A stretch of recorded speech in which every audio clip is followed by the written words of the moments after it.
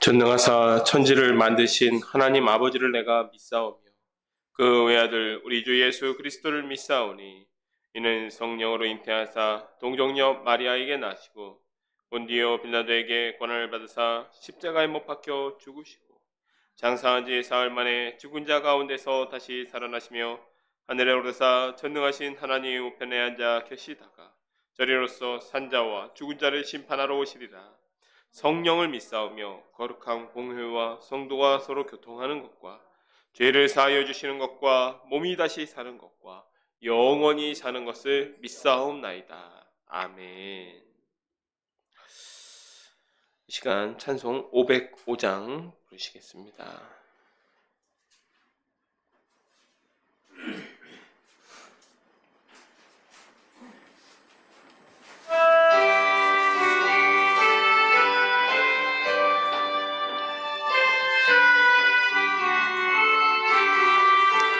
온 세상 위하여 나 복음 전하리. 만 백성 모두 나와서 주 말씀 들으라. 죄 중에 빠져서 헤매는 자들아, 주님의 음성 듣고서 너 구원 받으라. 전하고 기도해 매일 증인 되리라. 세상 모든 사람 다 듣고 그 사랑 알도록 온 세상 위하여 이 복음 전하리. 저 죄인 회개하고서 주 예수 믿으라. 이 세상 구하려 주 돌아가신 것 나 증거하지 않으면 그 사랑 모르리. 전하고 기도해 매일 증인 되리라. 모든 사람 다 듣고 그 사랑 알도록 온 세상 위하여 주 은혜 임하니. 주 예수 이름 힘입어 이 복음 전하자. 먼 곳에 나가서 전하지 못해도 나 어느 곳에 있든지 기도 힘쓰리. 전하고 기도해 매일 증인 되리라. 세상 모든 사람 다 듣고 그 사랑 알도록. 아멘. 제가 기도하도록 하겠습니다. 만유 가운데 충만하신 하나님 아버지, 창조주 하나님의 능력을 찬양합니다. 피조물에 불과한 저희를 이 자리에 부르셔서 하나님을 찬양하며 주님의 말씀을 듣게 하신 은혜에 감사를 드립니다. 주님, 저희가 오전에는 애굽에 선포하시는 하나님의 심판의 말씀을 들었습니다. 창조주 하나님의 피조물인 나일강을 딛고 서서 그것을 마치 제 것인 양 교만하다가 패망하는 모습을 보며 저희가 겸손해지기를 소원합니다. 저희로 하여금 하나님의 은혜와 사랑을 누리는 삶을 살 수 있도록 하시되 그것에 취하여 본래부터 죄인된 저희의 본 모습을 잊지 않게 하시고 심판하시는 하나님, 보복하시는 하나님, 진노의 하나님을 경외하는 마음을 갖게 하여 주시옵소서. 경외함으로 주님을 더욱 사랑하는 저희 샤론의 가족들이 되기를 소원합니다. 주님, 지금 산불로 인하여서 고통받는 많은 이재민들이 있습니다. 또한 믿음의 형제들도 있습니다. 주님, 그들을 돌아보아 주시고 또 그들이 비록 많은 것을 잿더미로 잃었지만 오히려 그런 가난한 마음 가운데 하나님의 복음의 충만한 능력이 임하여 그들을 위롭게 하여 주시옵소서. 주님, 이 시간에는 다시 새롭게 소망을 주시는 하나님의 말씀을 듣고자 합니다. 저희에게 깨닫는 마음을 주시옵소서. 예수님의 이름으로 기도합니다. 아멘.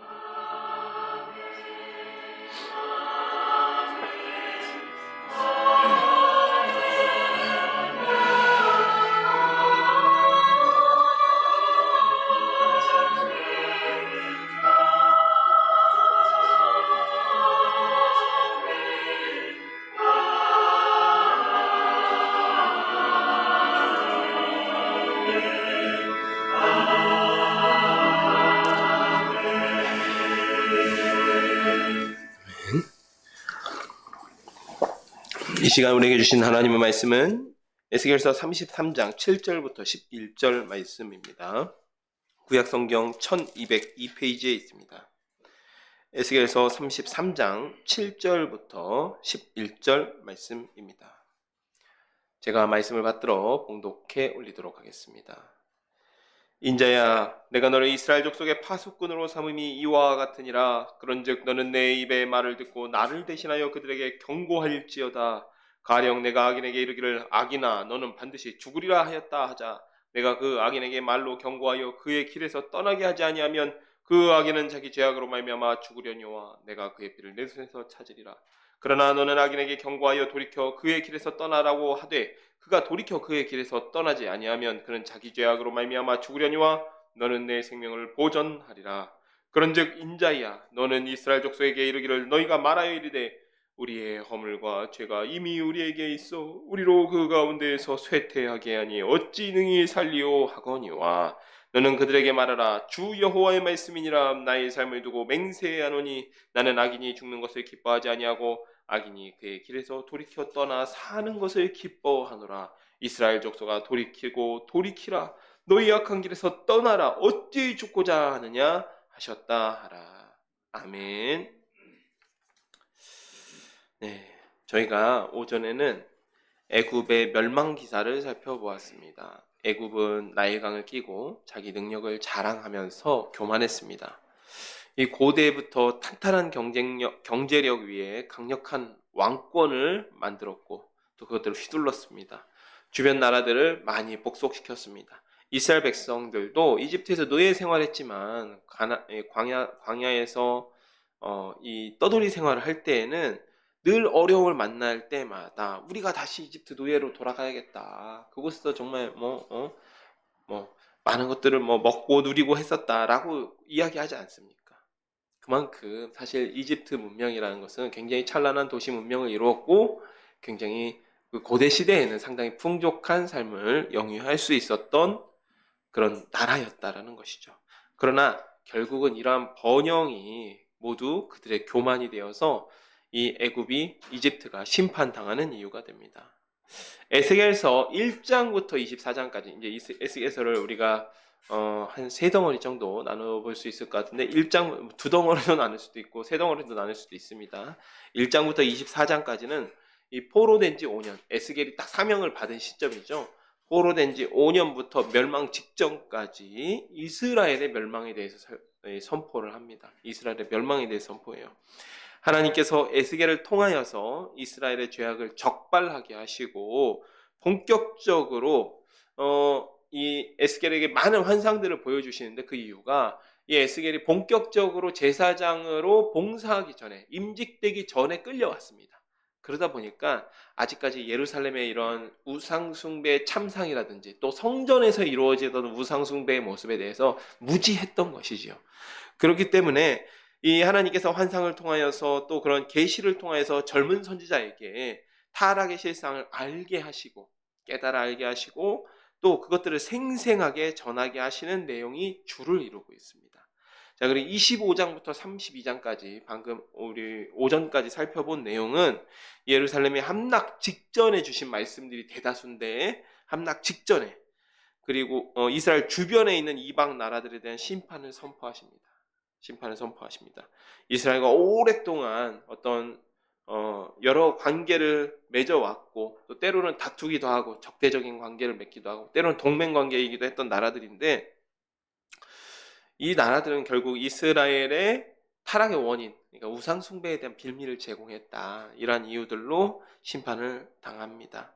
이제 33장부터 48장까지 이 에스겔서의 후반부라고 할 수 있는 이 부분은 이스라엘의 회복에 대한 말씀을 주십니다.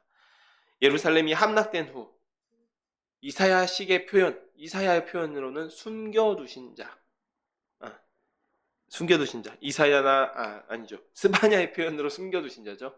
네, 스바냐의 표현으로 숨겨두신 자들을 통하여서 새롭게 시작하실 그런 회복의 말씀을 선포하는데, 그 첫 번째가 다시 주시는 파수꾼의 사명입니다.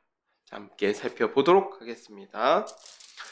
요 파수꾼의 사명이 한 덩어리인데 조금 내용이 깁니다. 그래서 20절까지 한 번에 읽도록 하겠습니다. 여호와의 말씀이 내게 임하여 이르시되, 인자야, 너는 내 민족에게 말하여 이르라. 가령 내가 칼을 한 땅에 임하게 한다 하자, 그 땅 백성들이 자기들 가운데 하나를 택하여 파수꾼을 삼은 그 사람이 그 땅에 칼이 임함을 보고 나팔을 불어 백성에게 경고하되, 그들이 나팔 소리를 듣고도 정신 차리지 아니하므로 그 임하는 칼에 제거함을 당하면 그 피가 자기의 머리로 돌아갈 것이라. 그가 경고를 받았던들 자기 생명을 보존하였을 것이나, 나팔 소리를 듣고도 경고를 받지 아니하였으니 그 피가 자기에게로 돌아가리라. 그러나 칼이 임함을 파수꾼이 보고도 나팔을 불지 아니하여 백성에게 경고하지 아니하므로 그 중에 한 사람이 그 임하는 칼에 제거당하면 그는 자기 죄악으로 말미암아 제거되려니와 그 죄는 내가 파수꾼의 손에서 찾으리라. 인자야, 내가 너를 이스라엘 족속의 파수꾼으로 삼음이 이와 같으니라. 그런즉 너는 내 입의 말을 듣고 나를 대신하여 그들에게 경고할지어다. 가령 내가 악인에게 이르기를, 악인아, 너는 반드시 죽으리라 하였다 하자, 내가 그 악인에게 말로 경고하여 그의 길에서 떠나게 하지 아니하면 그 악인은 자기 죄악으로 말미암아 죽으려니와 내가 그의 피를 내 손에서 찾으리라. 그러나 너는 악인에게 경고하여 돌이켜 그의 길에서 떠나라고 하되, 그가 돌이켜 그의 길에서 떠나지 아니하면 그는 자기 죄악으로 말미암아 죽으려니와 너는 내 생명을 보존하리라. 그런즉 인자야, 너는 이스라엘 족속에게 이르기를, 너희가 말하여 이르되 우리의 허물과 죄가 이미 우리에게 있어 우리로 그 가운데서 쇠퇴하게 하니 어찌 능히 살리요 하거니와, 너는 그들에게 말하라. 주 여호와의 말씀이니라. 나의 삶을 두고 맹세하노니 나는 악인이 죽는 것을 기뻐하지 아니하고 악인이 그에게서 돌이켜 떠나 사는 것을 기뻐하노라. 이스라엘 족속아, 돌이키라. 너희 악한 길에서 떠나라. 어찌 죽고자 하느냐 하셨다라.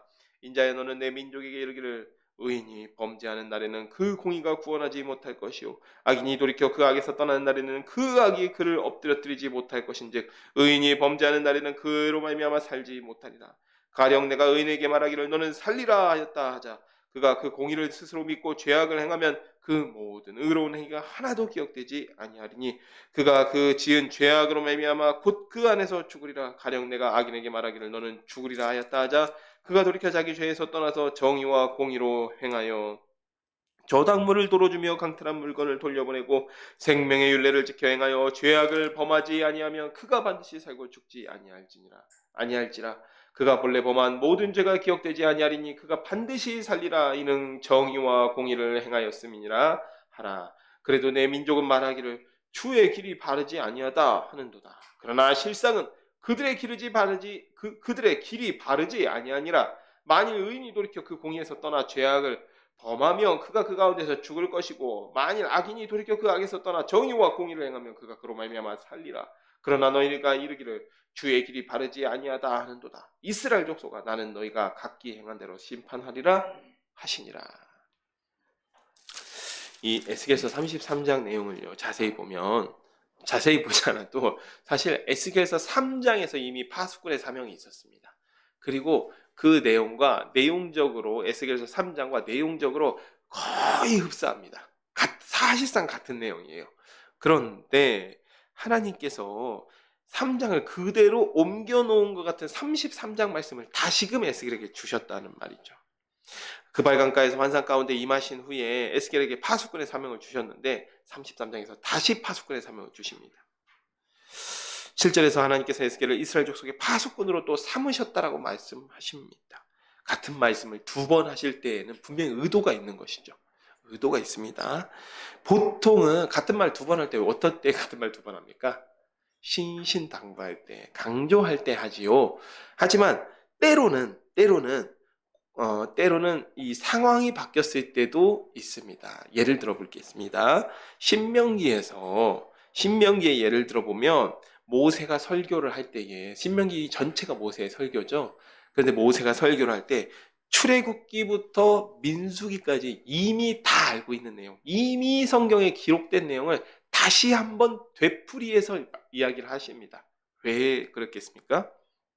반복하는 내용, 당연히 그 율법이 너무나 중요하기 때문에 그런 것이 있습니다. 첫 번째 이유는 그렇겠지만 두 번째로 더 중요한 이유가 있는데 어떤 것이냐면 처음, 그러니까 우리가 율법이라고 하는 출애굽기 후반부부터 그 다음에 민수기에 있는 내용까지 다 율법이라고 한다면, 정확하게는 레위기 말씀을 주로 하지만 율법이라고 한다면 이 율법의 내용을, 이 시내산 언약이라고 하는 언약을 맺을 때의 백성은 누굽니까? 가나안에서, 광야에서 1세대입니다. 1세대. 근데 그 1세대는 어떤 1세대였냐면 가데스 바네아에서 이 12명의 정탐꾼을 보냈을 때 불평했던 사람들. 우리가 다 사로잡힐 것이다. 우리가 막 메뚜기 같다 이러면서 하나님을 원망했던 자들입니다. 즉 언약을 맺었던 1차 대상자가 그들이었는데 그들이 40년 광야 생활 중에 다 죽습니다. 지금 모세 한 사람 살아남은 거죠. 이제 가나안 땅에 들어갈 수 있는 인물로 여호수아와 갈렙은 남아 있지만 그들은 이제 백성을 이끌어야 되고 모세 한 사람 살아남아 있는 상황입니다. 즉 지금 신명기에서 그때 당시에 이 모세가 설교를 할 때 모세의 설교를 듣는 회중은 지금 그런 것들을 광야에서 태어난 세대라는 말입니다. 대부분이 광야에서 태어난 신세대입니다. 광야에서 태어난 신세대입니다. 2세대죠. 광야 2세대입니다. 즉 청중이 달라졌습니다. 율법을 처음에 맺을 때와 지금 신명기에서 모세가 설교 말씀을 전할 때에 청중이 달라졌어요. 완전히 다른 세대입니다. 9세대와 신세대입니다. 9세대는 믿음이 없어서 멸망하였고 신세대는 그래도 처음부터 태어날 때부터 하나님의 말씀과 율법으로 훈련받은 세대입니다.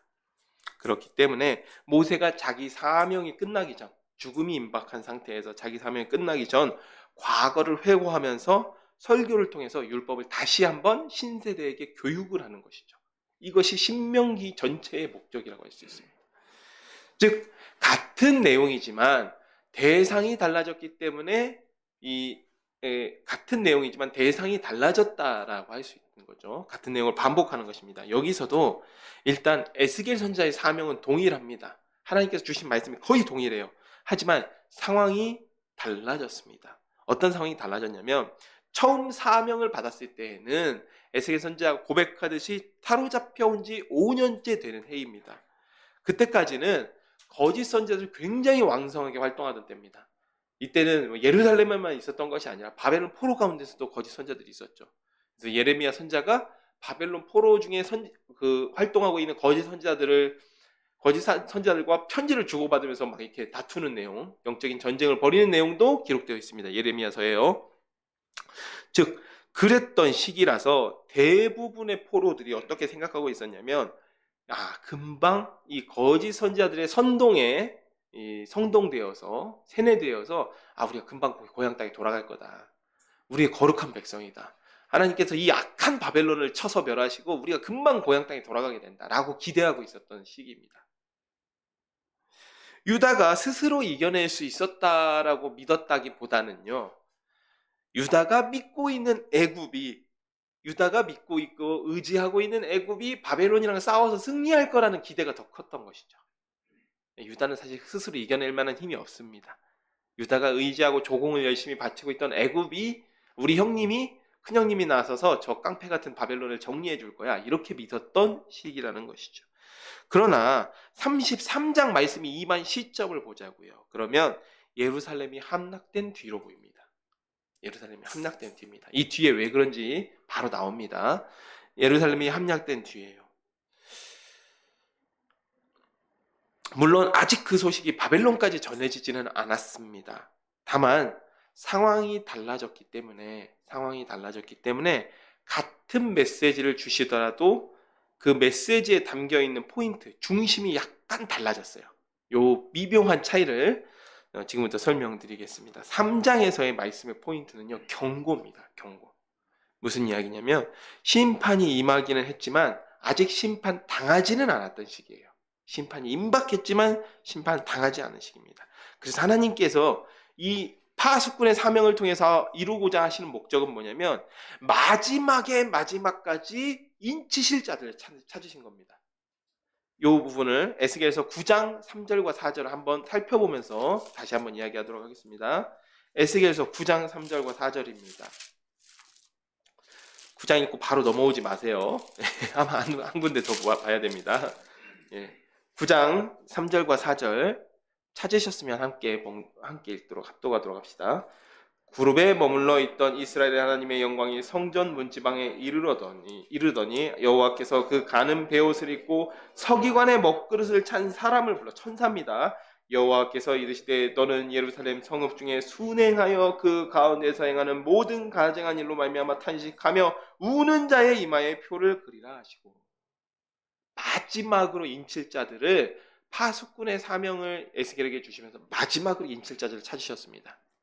그리고 이제 인치신 자들 외에는 모조리 다 멸하시는 겁니다. 모조리 다 멸하십니다. 그렇기 때문에 이때의 파수꾼의 사명은 심판이 임박했다는 경고 방송을 하고 있습니다. 이를테면 좀 비유가 그렇습니다만은 거의 이제 우리 전쟁 같은 거 하면 폭격 전에 폭격하면 되면 공습 경고 방송을 막 때리죠. 어떻게 하면 알아서 잘 살아남으라는 거죠. 이제 금방 폭격이 임하니까 알아서 잘 살아남으라는 겁니다. 정보를 주고 자시고 할 게 아닙니다. 지금 벌써 폭격기가 떠 있어요. 하나님의 심판이 임박했습니다. 지금 그런 의미로 파수꾼의 사명을 주신 것입니다. 자, 그리고 그렇지만 이 당시에 에스겔의 경고 방송을 듣는 사람들의 마음도 좀 달라요. 왜냐하면 굉장히 완고했습니다.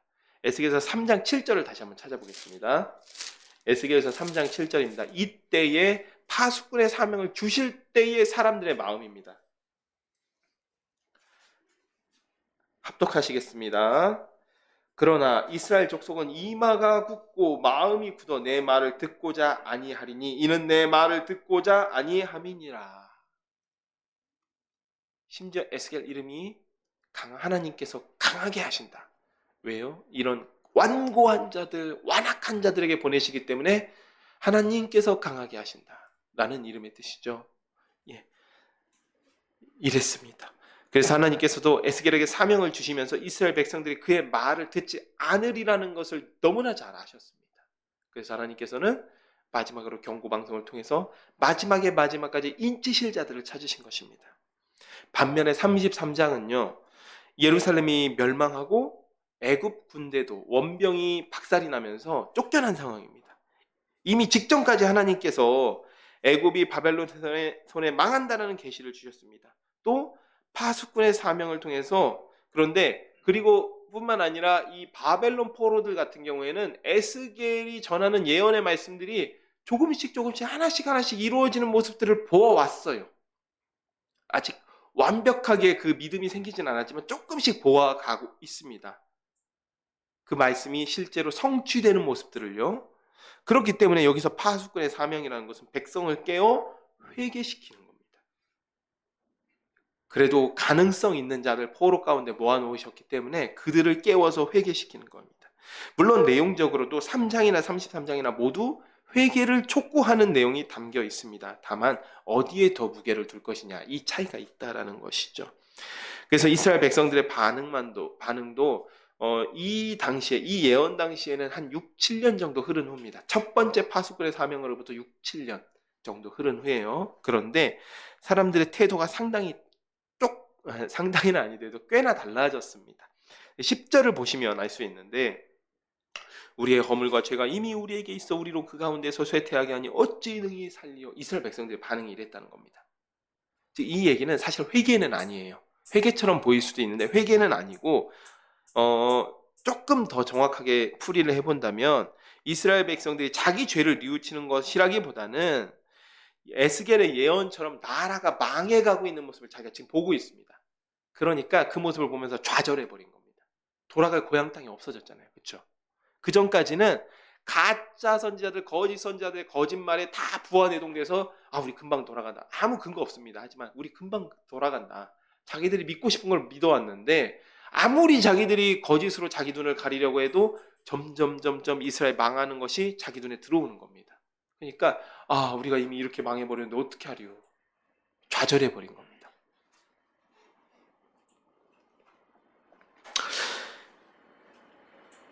이미 우리가 범죄해서 나라가 망했는데 무슨 희망이 있을까라고 넋두리하는 것 같습니다. 여기서 에스겔의 사명은 좌절했거나 혹은 아직까지도 하나님을 오해하는 백성들, 오해하고 있는 백성들, 그 모습이 뒤에 나오죠. 그 백성들을 일깨워서 하나님께서 원하시는 통렬한 회개의 자리로 나오게 하는 것. 그래서 회복과 희망의 말씀을 전해서 이 백성이 끊어지지 않게 하는 것이 지금 에스겔의 사명입니다. 메시지는 비슷합니다. 메시지는 동일하지만 포인트가 상당히 다릅니다. 자, 우리가 다시 한번 오해하면 안 되는 것이 10절의 메시지만 보면 이스라엘 백성의 회개가 아니라고 했죠. 왜냐하면 17절을 보십시오. 17절을 보시면 이스라엘 백성들이 주의 길이 바르지 아니하다 하고 하나님을 원망하고 있어요. 나라가 망하는 걸 보니까 하나님 어떻게 우리한테 이럴 수 있습니까? 라고 얘기하는 거죠. 우리가 잘못하긴 잘못한 것 같아요. 그러니까 10절과 17절을 보면 이런 겁니다. 주님, 우리가 잘못하긴 잘못한 것 같은데 아무리 그래도 그렇지 어떻게 우리 우리를 사랑하시는 하나님이 우리를 이렇게 대하실 수가 있습니까? 하나님이 잘못한 거 아닙니까? 라고 오해하고 있다는 겁니다. 하나님이 그래도 너무하지 않았습니까? 그렇기 때문에 10절의 내용이 회개라기보다는 좌절한 모습으로 보인다는 것이죠. 정리하자면 이미 마음이 완고하여서 하나님을 대적하던 악한 자들은 예루살렘에서 심판당해서 거의 다 사라졌습니다. 다 몰살했어요. 이제는 하나님에 대해서 서운한 마음을 가지고 있는 사람들, 하나님을 오해하고 있지만 그래도 자기들이 범죄했다라는 사실을 조금이나마 깨달은 자들을 확실히 일깨워서 우리가 멸망당할 만했구나. 하나님께서 오래 참으셨구나. 이렇게 회개의 길로 인도하는 사명을 받은 것입니다. 그래서 파수꾼의 사명이 유다의 멸망 전후로 주어진 것입니다. 3장에서는 마지막 인칠자를 찾으시는 것이고 33장에서는 이제는 남은 자들로 하여금 깨워 회개의 자리로 나오게 하시는 것이죠. 21절에 드디어 예루살렘 함락 소식이 바벨론 포로 정착지에 전해집니다.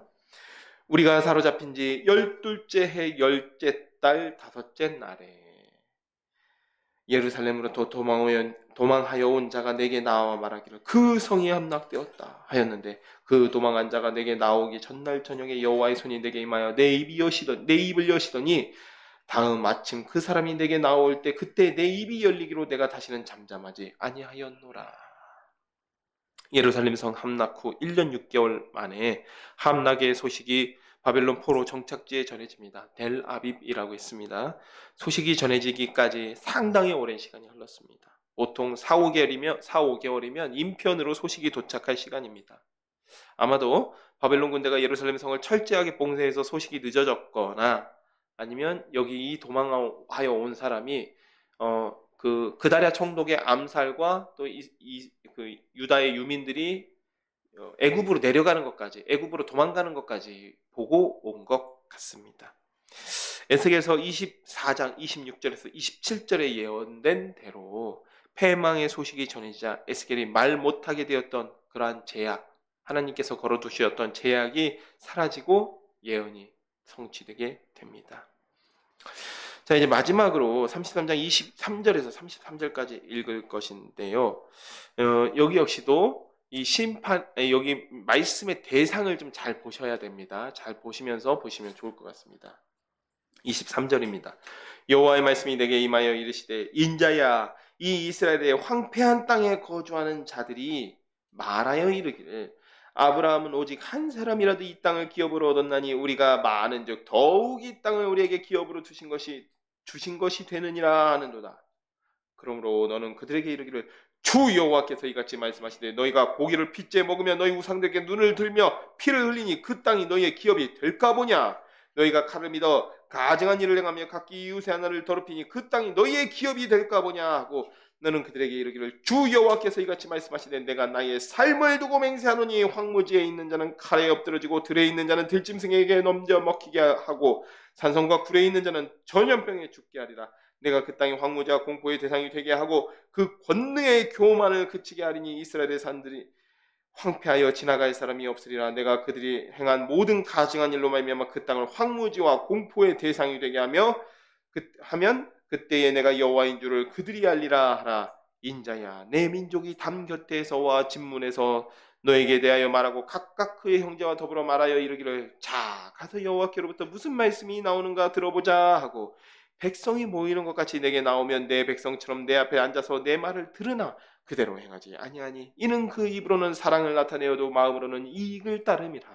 그들은 내가 고운 음성으로 사랑의 노래를 하며 음악을 잘하는 자 같이 여겼나니 내 말을 듣고도 행하지 아니하거니와 그 말이 응하리니 응할 때에는 그들이 한 선지자가 자기 가운데 있었음을 알리라. 예, 아멘. 29절까지 다시 심판의 말씀이 선포되는 것처럼 보입니다. 그런데 이 대상을 좀 우리가 나누어 보아야 되는데 대상과 목적이 좀 다릅니다. 24절 보면 이 대상이 어떻게 되어 있냐면 이스라엘의 이 황폐한 땅에 거주하는 자들. 이들은 누구냐면 바벨론 군대에 의해서 유다 왕국 전역이 쑥대밭이 되었는데 그들 중에 살아남은 생존자들의 이야기하는 겁니다. 근데 이들이 말하는 게 정말 되바라져 있습니다. 이 사람들이 말하는 것은 아브라함은 한 사람이라도 이 땅 전체를 기업으로 받지 않았냐. 근데 우린 많다. 그렇기 때문에 이 땅이 다 우리 거다라고 이야기하는 거예요. 그러니까 무슨 이야기입니까? 이미 사람들이 많이 죽어가지고 빈집도 많고 빈 땅도 많아졌어요. 그러니까 이거 다 우리 거다. 다 우리 거다. 이제 우리 이거 나눠서 갖자. 갈라서 가져가자. 다 우리 이름으로 다 등기해 놓자. 이렇게 이야기하고 있는 거예요. 대단한 착각입니다. 하나님께서 아브라함과 맺은 언약을 가지고 자기들의 망상의 근거를 삼고 있어요. 그런데 원래 약속이란 것은 대부분 어떻습니까? 어느 한쪽이 일방적으로 약속하는 경우도 물론 있긴 있습니다만은 대다수의 약속과 계약과 언약이라는 것은 양쪽이 맺은 거죠. 양쪽이 맺은 겁니다. 상호 간에 맺은 거예요. 맞습니까? 그래서 계약서에도 우리 표준 계약서에는 갑과 을이 있죠. 갑이 행해야 되는 의무와 을이 행해야 되는 의무가 있습니다. 상호 간에 어느 한쪽이라도 그 의무를 행하지 않으면 계약은 파기되는 겁니다. 그런데 이들은 아브라함과 맺은 언약을 가지고 이 땅이 다 우리 거라고 그렇게 망상을 하고 있는데 결국 이들의 행위를 보면 25절에서 26절 이들의 행위를 보면 하나님과의 약속을 전혀 지키지 않습니다. 하나님과의 약속은 전혀 지키지 않고 율법을 여전히 멸시하고 있으면서 하나님과 아브라함이 언약을 맺었으니까 이 땅 다 우리 거다. 자기들 편한 대로죠. 하나님은 약속을 지켜야 되고 우리가 불편한 건 안 지키고. 그렇기 때문에 이러한 자들에 대해서 하나님께서 끝까지 심판하신다. 절대로 용서하지 않으시고 반드시 추격하여서 모조리 다 심판하시겠다라고 말씀하시는 겁니다. 지금 29절까지가 그 내용입니다. 30절 이하는 대상이 달라요. 30절 이하는요. 여기는 포로로 잡혀온 백성들입니다. 포로로 잡혀온 백성들이고 이 사람들은 에스겔과 한 7년간 함께 생활해봤습니다. 7년 정도를 에스겔과 함께 생활해 보다 보니까 처음에는 에스겔의 예언을 이 사람들이 정말 우습게 여겼습니다. 그래서 실제로 에스겔이 예언하면 에스겔의 예언을 막 조롱하지 않습니까? 저 비유로 말하는 자 이러면서 조롱하지 않습니까? 그랬는데 그 예언이 하나 둘씩 다 이루어지는 거예요. 다 다 이루어집니다. 그러니까 이들이 포로로 잡혀온 백성들이 선지자로 예언할 때면 이 사람들이 자기들이 경험했기 때문에 이 선지자가 무슨 말을 하는지 한번 들어보자 하고 선지자 앞에 나온답니다. 이것만 해도 사실 장족의 발전이죠. 이전에 비하면 장족의 발전이죠. 하나님의 말씀을 귓등으로도 듣지 않았던 때에 비하면 장족의 발전입니다. 그런데 아직 그들이 보면 관심을 갖는 것처럼 보이나 또 입으로는 하나님에 대한 사랑을 이야기하지만 정작 그들이 관심이 있는 것은 여전히 자기의 이익이라고 말씀하고 있습니다. 에스겔이 처음에 조롱받았지만 그의 입에서 나오는 모든 예언이 성취되는 모습을 보자 바벨론 포로들의 관심을 끌긴 한 겁니다. 관심을 끌긴 했지만 여전히 그들의 진짜 관심은 하나님과의 관계 회복이나 하나님께 통렬하게 회개하고 자복하는 것이 아니라 자기 이익에 있다라는 것을 꼬집으시는 말씀입니다. 우리가 두 번째 파수꾼의 사명을 기준으로 생각해 보자면 이스라엘 본토에 남은 자들은 가까스로 생존하긴 했지만 하나님의 심판에 걸려들어서 인침을 받지 않았기 때문에 결국은 멸망할 자들입니다. 하지만 첫 번째 파수꾼의 사명은 이러한 자들을 걸러내는 거였어요.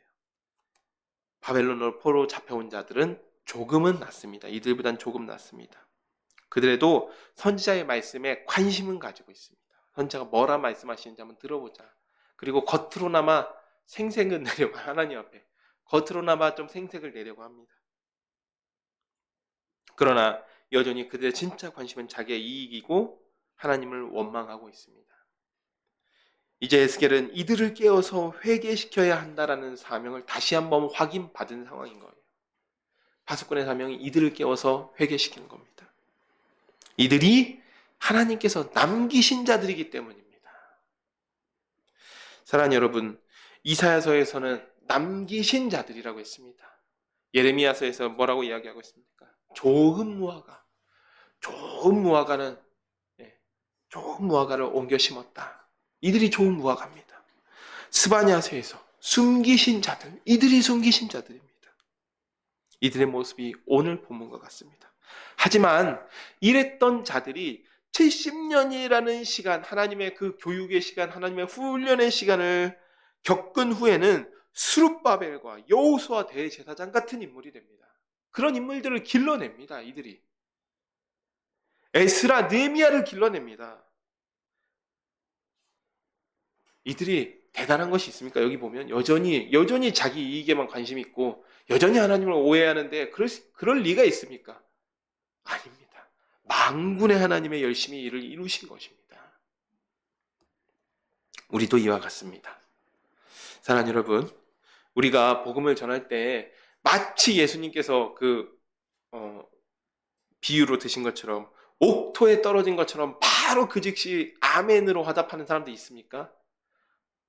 저는 거의 못 본 것 같습니다. 물론 아예 없다고는 말 못하겠지만 거의 못 본 것 같습니다. 대부분은 교만합니다. 들으려고 하지 않습니다. 그리고 거절합니다. 따지고 듭니다. 그러나 우리가 잊지 말아야 되는 사실은 우리 역시도 처음에는 그러한 모습이었다라는 것입니다. 사순절 기간을 지나며 단순히 예수 그리스도의 죽으심과 부활만을 묵상하고 혼자만 은혜 받는 시간이 되진 않았으면 좋겠습니다. 우리가 이 기쁨의 소식을 전하며 또 이 기쁨의 소식을 전하면서 부정적인 반응들을 경험할지라도 만군의 하나님의 열심이 이러한 남기신 자들, 처음에 이런 되먹지 못한 모습을 보이는 남기신 자들도 훌륭하게 바꿔내시는 거, 훌륭하게 길러내시는 모습을 보면서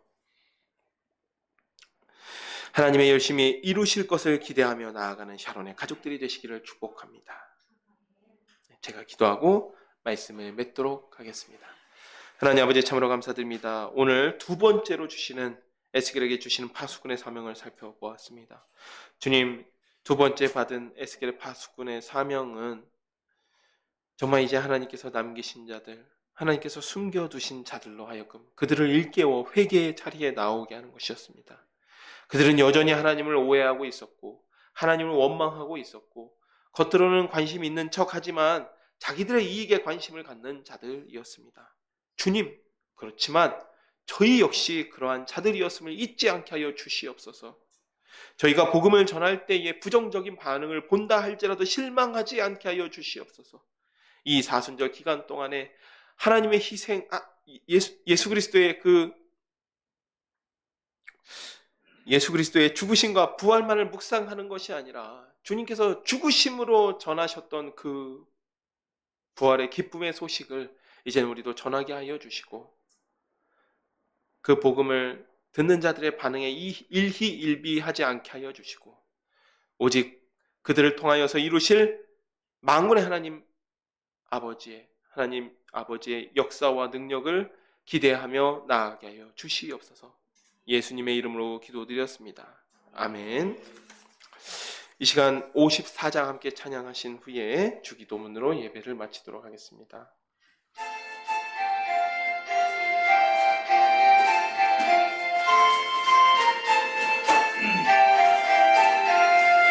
주여 복을 구하오니 편히 가게 하시고 사람마다 준혜로 이기도록 하시고 광야 같은 세상에서 항상 인도하소서. 주의 복된 말씀 듣고 무한 감사합니다. 받은 주의 성도 열매 맺게 하시며 하나님이 우리 함께 항상 계시옵소서. 아멘. 하늘에 계신 우리 아버지여, 이름이 거룩히 여김을 받으시오며 나라가 임하시오며 뜻이 하늘에서 이루어진 것 같이 땅에서도 이루어지이다. 오늘 우리에게 일용할 양식을 주시옵고 우리가 우리에게 죄 지은 자를 사하여 준 것 같이 우리의 죄를 사하여 주시옵고 우리를 시험에 들게 하지 마시옵고 다만 악에서 구하시옵소서. 나라와 권세와 영광이 아버지께 영원히 있사옵나이다. 아멘.